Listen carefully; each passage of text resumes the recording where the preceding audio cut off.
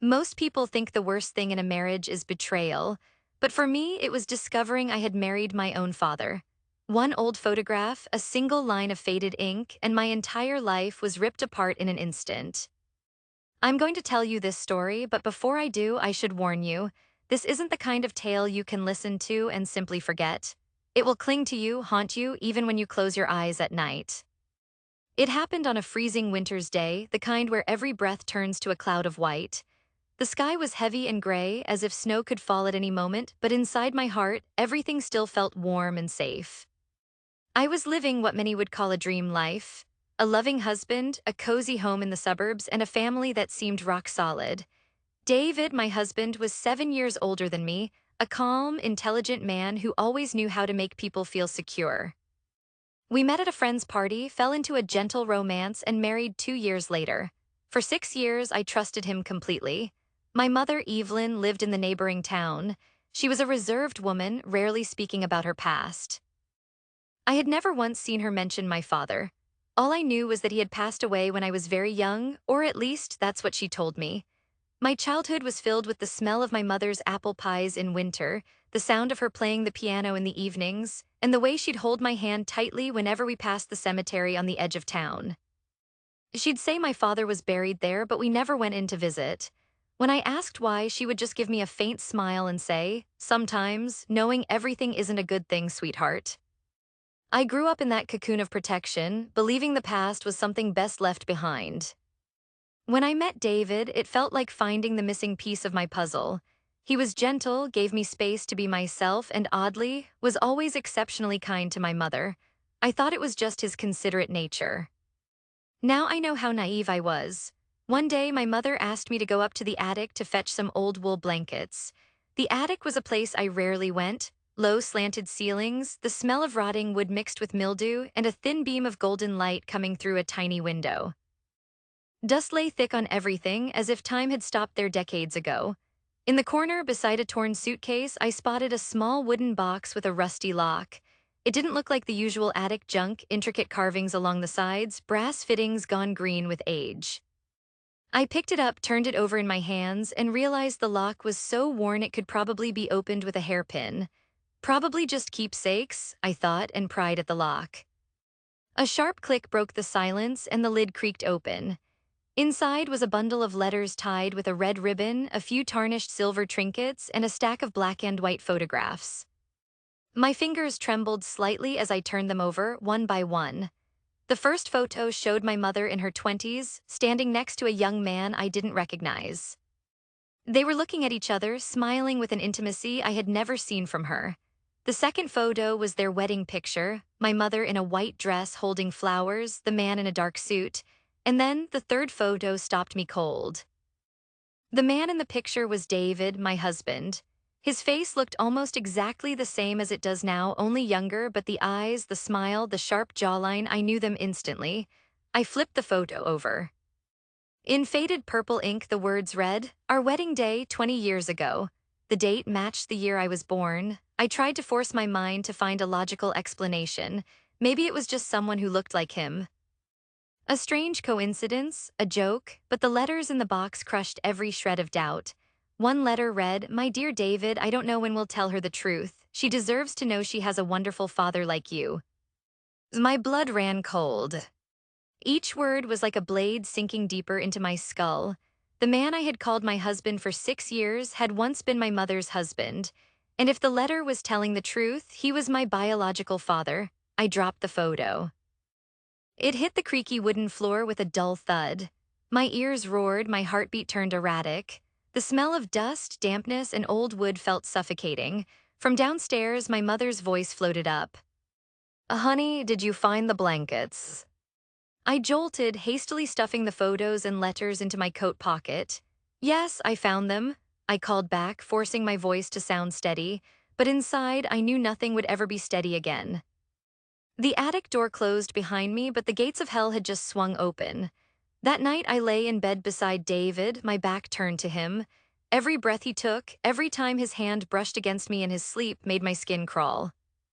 In my mind, the photograph, the faded ink, and the words, "My dear David," replayed over and over like a broken film reel. I knew that in the morning I would confront him. But I also knew that once I did, it wouldn't just be this marriage that fell apart. My entire life would come crashing down. The next morning, I woke before the alarm. The winter light outside was pale, almost colorless, the kind of light that makes everything look drained and lifeless. David was still asleep beside me, his chest rising and falling in slow, steady rhythm. I lay there for a long time, staring at the ceiling, feeling the weight of those letters pressing against my ribs from where they still sat hidden inside my coat pocket. I thought about confronting him right then, shaking him awake and demanding answers, but something stopped me. Maybe it was fear of hearing him confirm what I already suspected. Or maybe it was the quiet, the fragile stillness of the morning that I didn't want to shatter. Instead, I went downstairs, made coffee, and sat at the kitchen table. My hands trembled as I poured the steaming liquid into a mug. I kept imagining that photo, the way his hand was wrapped around my mother's waist, the way she leaned into him like he was her whole world. When he finally came down, his hair still mussed from sleep, he smiled at me in that warm, familiar way that used to make me melt. Now it made my stomach twist. "Morning," he said, leaning in to kiss me on the temple. I flinched. He paused, his smile faltering. "What's wrong?" I didn't answer right away. Instead, I reached into my coat, pulled out the photograph, and slid it across the table toward him. His eyes dropped to it, and I swear I saw the color drain from his face. "Where did you get this?" His voice was low, guarded. "In the attic," I said, "in a locked box, along with some letters." My tone was sharp, almost brittle. "Care to explain why you were married to my mother 20 years ago?" He didn't speak at first. His fingers traced the edges of the photograph, almost absently, as if he were back in that moment, standing beside her. Finally, he let out a long, heavy sigh and set it down. "It's not what you think," he murmured. I laughed, a bitter, humorless sound. "Really? Because what I think is that I married my own father. And if those letters are true, that's exactly what happened." His gaze snapped up to mine, and for a moment I saw something raw in his eyes, fear, regret, maybe even shame. "You don't understand." He broke off, ran a hand through his hair. "Your mother and we were together, yes, but it's not as simple as you think. I wasn't supposed to be your father." The room seemed to tilt. "Not supposed to be. What the hell does that mean?" He pushed the mug away and leaned forward, lowering his voice as if someone might overhear. "Your mother and I were married for less than a year. Things ended badly. We went our separate ways. She was already pregnant when we split. She told me later the baby wasn't mine." I stared at him, searching for any flicker of truth or a lie well told. "And you just believed her." "I didn't have a choice. She disappeared. I didn't see her again until you brought me to meet her after we started dating." His voice cracked slightly. "That's when I realized who she was, and I thought she'd been telling the truth, that you weren't my child." "I swear I never." I slammed my hand against the table. "You thought you weren't sure, and you still married me." He closed his eyes, his shoulders sagging. "I fell in love with you. I told myself it was impossible. I told myself she wouldn't lie about something like that." A sharp, humorless laugh escaped my throat. "My mother wouldn't lie. You've clearly never paid attention to her." We sat there in silence for a long moment, the air between us heavy and toxic. I could feel my pulse in my temples. My thoughts were a storm. Half of me wanted to scream, the other half wanted to run. Finally, I asked, "So what now? We just pretend this never happened?" "Keep living like some twisted soap opera." He shook his head. "No, we'll get a DNA test. If you're my biological daughter, we'll deal with it. If not," he trailed off, as if the rest of that sentence could make things better. "If not what? We go back to normal? You think I can just forget that my husband was once my mother's husband?" My voice was rising, breaking. "You think I can erase those images from my head?" Well, he didn't answer. Instead, he reached across the table, his hand hovering over mine, but I pulled away before he could touch me. In that moment, I realized something. Whether or not the DNA test proved it, this marriage was already broken. The trust, the safety, the love I thought we had, it was gone, replaced by a sickening knot of betrayal and doubt. I stood, grabbed my coat, and headed for the door. "Where are you going?" he called after me. "To get some air," I said without turning back, "and to figure out if I've been living in a lie my whole life." The cold hit me like a wall as I stepped outside. The winter air burned my lungs, but it felt cleaner than the air in that kitchen. I walked without knowing where I was going, my boots crunching in the thin layer of frost on the sidewalk. Somewhere deep down, I knew I couldn't run from this. The truth was waiting, sharp and merciless, and sooner or later I would have to face it, both with David and with my mother. And as much as I dreaded it, I also knew something else. The real confrontation hadn't even begun yet. The next morning, the air between us felt colder than the frost outside. David's arm was draped across my waist, but instead of warmth, I felt an almost electric discomfort, like I couldn't get far enough away. I slipped from beneath his arm, careful not to wake him, and padded into the kitchen. My hands shook as I made coffee. That photograph was still in my coat pocket, its edges pressing against the fabric like it was trying to burn its way through. David came down a while later, wearing a pale pink silk shirt. My mother had one exactly like it. I stared at it until he caught my eye. "What?" he asked casually, but I said nothing. We sat at the table. I slid the photograph toward him. His eyes flickered shock, recognition, and something else. "Something heavier. Where did you get this?" His voice was too even. "In the attic," I said, "along with letters from you to her." He leaned back, a faint smile curving his lips. "You think the picture's the worst thing?" "That's just a snapshot." I narrowed my eyes, "Then tell me what's worse." He tilted his head slightly, studying me. "You know what I've always liked? Older women. Even when I was a teenager, I'd sneak into places I shouldn't just to watch. The way they moved without knowing someone was looking. The way their hands lingered on a teacup, or how they'd fix their hair in the mirror when they thought they were alone. I'd take little things, scarves, slips, sometimes lingerie from the neighbor's line. I didn't need them for what they were, I needed them because they'd been hers." The way he said it made my skin crawl. "It's not about the object," he continued. "It's about knowing it touched them, that it was theirs. And now it was mine, while they went about their lives never knowing what I had. That's the part that does it for me." I clenched my jaw, and my mother's. His eyes glinted. "She was the best kind of challenge. She knew someone was watching, and she didn't stop me. That's rare. Most people pretend they don't see. She let me see." "You're disgusting." My voice came out sharper than I intended. He leaned forward slightly, his voice low. "Maybe. But you notice things too, don't you? You've been watching me. You notice where I go at night, what I keep in my drawers. You notice more than you admit." I pushed back my chair and stood. "I'm going to her." "Now, be careful," he said without looking up. "Your mother's collection is bigger than mine." That night I waited until he fell asleep, his breathing deep and steady. I slipped out of bed barefoot and padded toward his study. The door wasn't locked. His phone sat charging on the desk. I told myself I was just looking for messages, but my hands moved like they already knew where to go. The gallery app opened, and for a moment there was nothing unusual, pictures of us, of the house, of his car. Then I saw a folder simply labeled My mother's name is Evelyn. I tapped it open. The first few images were harmless, photos of her at family dinners from across the yard, but as I scrolled, my pulse quickened. One was of her standing in the kitchen, pouring tea, her robe loosely tied. Another, taken through the crack of a door, showed her brushing her hair in the bathroom mirror, steam curling around her.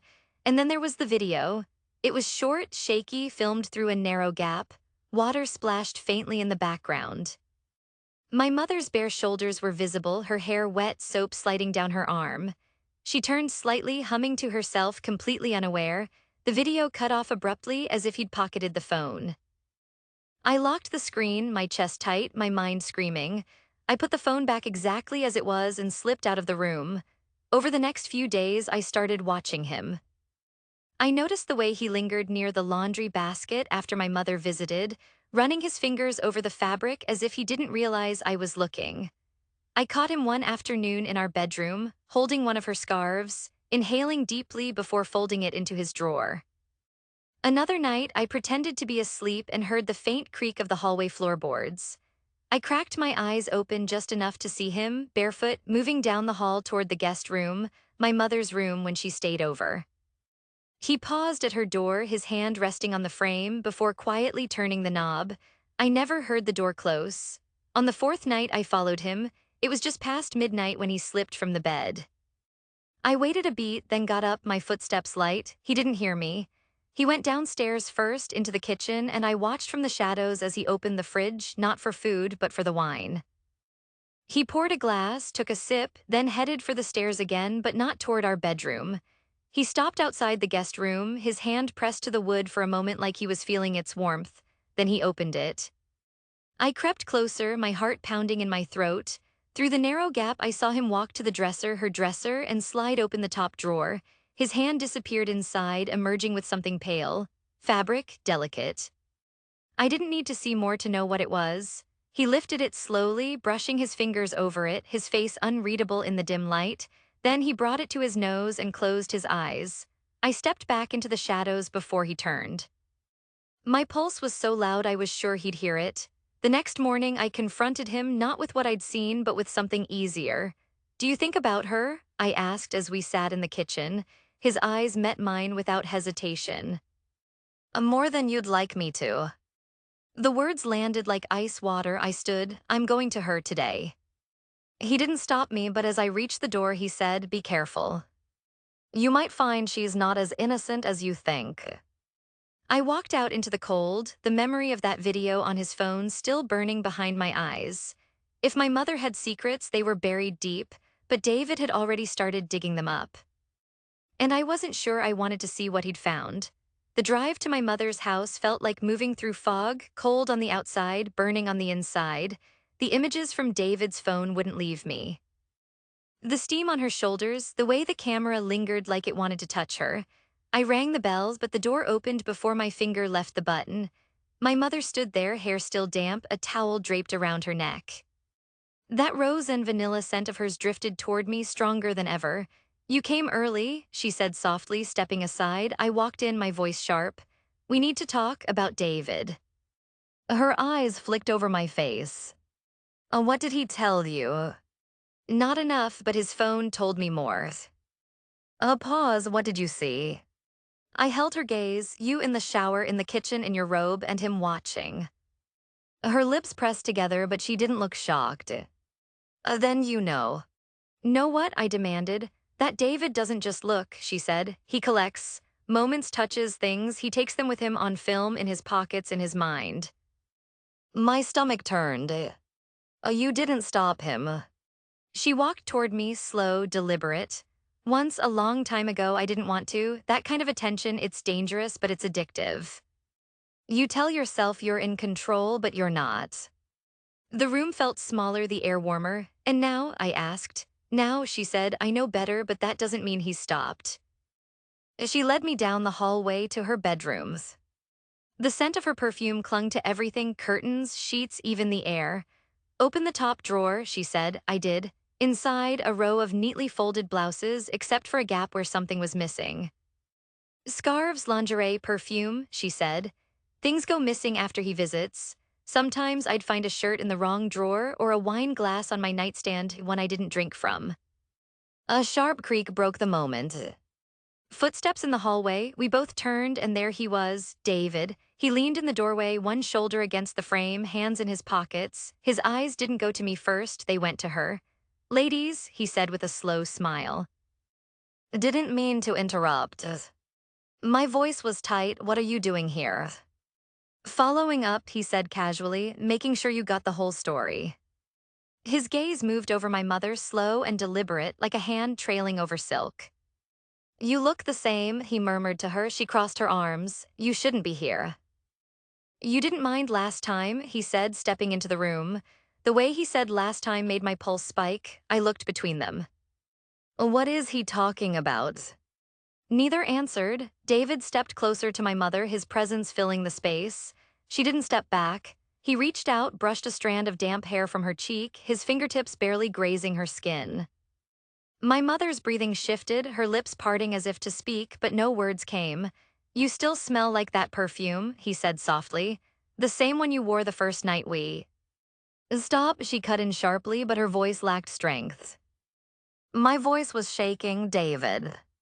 He turned to me, still smiling, his eyes running over me in a way that made my skin prickle. "Your mother has a way about her, you see it, don't you? The way she fills a room." The way she can stand this close, he stepped in toward me now, closing the space until I could feel the heat from him. And you feel it here. His finger tapped lightly against my chest. I shoved him back. Oh, you're disgusting. He only laughed, low and quiet, and reached into his coat pocket. When his hand came out, he was holding a folded silk scarf. My mother's eyes widened. Oh, that's mine. He twirled it slowly around his fingers, letting the fabric slide over his knuckles. I know I keep the good ones. The room felt like it was spinning. You're sick. His eyes met mine. No, I'm honest. Your mother's been lying to you for years, about me, about that night, about who you are. I swallowed, and who am I? He smiled, the kind of smile that made you want to look away. You'll find out when the DNA test comes back. But she already knows. Without waiting for a reply, he brushed past me, his shoulder grazing mine, a touch that lingered too long, and walked out.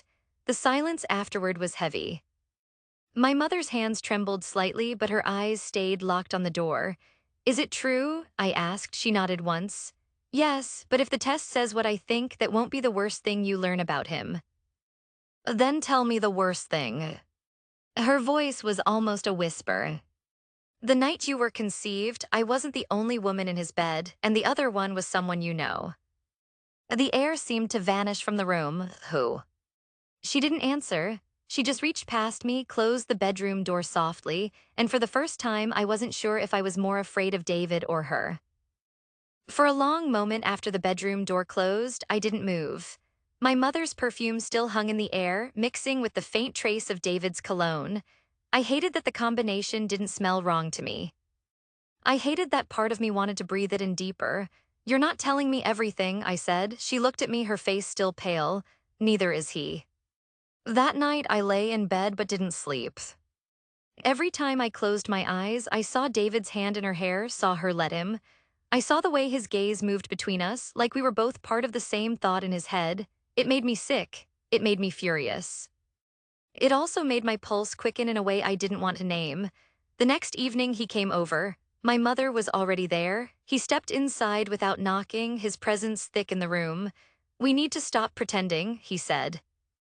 Pretending what? I asked. That you don't feel it, he said, his eyes fixed on me. That you don't know what this could be. I scoffed. What are you talking about? He glanced at my mother. She knows, we've played this before. She understands the rules. My stomach tightened. Rules.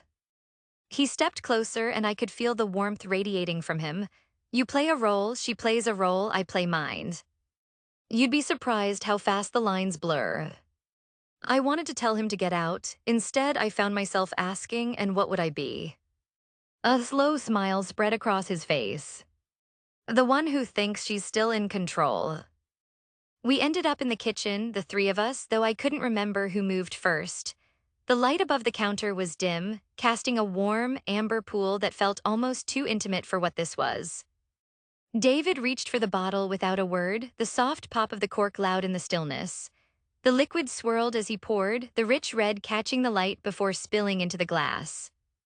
He slid one toward my mother, then toward me, his fingertips brushing the base as it stopped in front of me. I'm not drinking that, I said automatically, my voice too quick, too sharp. He leaned one elbow on the counter, studying me like I'd just handed him the next move in a game. Then just hold it, he murmured, his tone a low, easy command. It looks good in your hand. I hesitated, then wrapped my fingers around the stem. The glass was cool, the condensation faint against my skin. I hated how aware I was of the way his gaze followed the movement of my hand, then lingered there, almost like he could see more than he should. My mother was watching too, her glass cradled loosely, her body angled slightly toward him. Her eyes met mine, but there was no warning in them. Only expectation. The air felt thick, as though the three of us were caught in some unspoken tableau, the kind you don't step into unless you're ready for it to change you. I lifted the glass slightly, catching the glint of the overhead light. David's smile deepened. See, he said softly, it suits you. I set the glass back down, trying to break his gaze, but my eyes betrayed me, flicking back up almost immediately. What's your point? I asked. He moved around the counter slowly, the way someone might circle a wild animal they wanted to tame. Every role has a prop. For your mother, He glanced at her with that knowing smile. It was a scarf. For you, it could be this glass. Or something else. I felt my fingers tighten on the stem. I'm not playing your game. His voice lowered, smooth as if he'd rehearsed it. Not yet. My reflection in the dark surface of the wine looked like someone else, someone who might pick up the rules just to see how they worked. I put the glass down, but I didn't step back. He noticed. He always noticed. Good, he said, that smile deepening just enough to make me uneasy. You're starting to get it. The week after that blurred. We moved through the city like three pieces of the same shadow: a coffee shop, a quiet bookstore, a dim bar where the light made strangers beautiful. At first, I told myself I was just following along to see what they were doing. But I started catching myself holding someone's gaze too long, noticing the way a hand rested on a counter, imagining what David would say about it. It was in the bookstore that we saw her, the girl in the poetry aisle. My mother approached her first, leaning in just enough that their arms brushed. David lingered at the far end of the shelf, watching her and me. I pretended to read, but my eyes kept drifting over. The girl laughed at something my mother said. When my mother touched her arm, she didn't pull away. By the time we left, her number was in David's phone. That night, I looked at myself in the mirror. I thought of the woman I was weeks ago, shaking, betrayed, digging through a box of old letters. Now I was picturing the girl from the bookstore, imagining the scene if I'd been the one to speak to her first, imagining David watching. I pressed my fingertips to the counter to steady myself. I told myself it was just curiosity. I knew I was lying. The cafe was nearly empty, the soft hum of the espresso machine filling the space. She walked in, the girl from the bookstore, her black skirt swaying just enough to draw the eye, that same chestnut hair spilling over one shoulder. She didn't see us, not yet. David's eyes met mine, then flicked to my mother. No words, just the kind of silent signal that made my pulse spike. I wrapped my fingers around my coffee cup, the ceramic warm against my skin, and stood. Each step toward her felt deliberate, the air between us charged in a way that made the room seem smaller. She glanced up as I stopped in front of her, the same subtle smile touching her lips as it had in the poetry aisle. "Excuse me," I said, holding her gaze. "I think I've seen you somewhere before." Her eyes brightened, curious. From the corner of my vision, I could see David and my mother watching, like two directors waiting for the first line of a scene they'd been rehearsing. The air felt thick, humming with something unspoken, and in that moment I knew I wasn't just following their game anymore. The screen fades to black, David's voice low and deliberate. "This one will be perfect." Her smile lingered for a heartbeat longer than it should have, and as I turned back toward the table, I realized I wasn't walking away from the trap. I was helping set it.